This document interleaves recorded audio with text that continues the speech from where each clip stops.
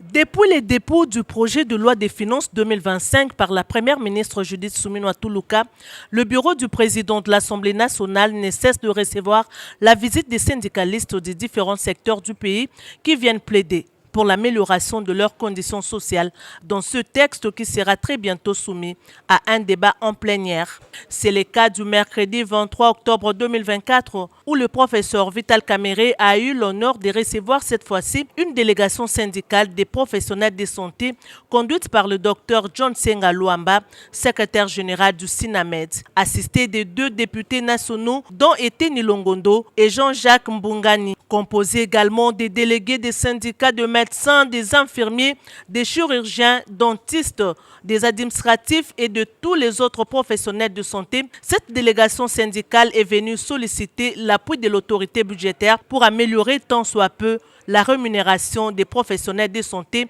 afin de leur permettre de vivre et de travailler dans des conditions plus ou moins décentes. La dégradation des conditions socio-professionnelles des personnels de santé est régulièrement au centre des discussions entre le gouvernement et la délégation syndicale. Malheureusement, la mise en œuvre des résolutions a toujours été lettre morte. La délégation syndicale des professionnels de santé appelle ainsi la Chambre basse du Parlement à examiner minutieusement les résolutions des échanges des bibois, non seulement pour intégrer le corps des infirmiers dans les avantages décidés par le gouvernement, mais aussi pour améliorer la rémunération des professionnels du secteur de santé. Nous avons été avec le gouvernement la semaine passée, mais nous tenions à ce que nous présentions les mêmes problèmes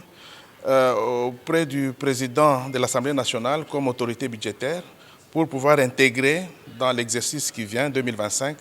toutes les doléances que nous avons présentées au gouvernement. Nous avons posé tous les problèmes et nous avons laissé nos mémos, nos cahiers de charges. Je pense que nous allons les étudier avec l'Assemblée nationale. Nous tenons à remercier sincèrement l'honorable président qui a été très attentif, qui a pris nos problèmes à cœur et qui nous a même fait des propositions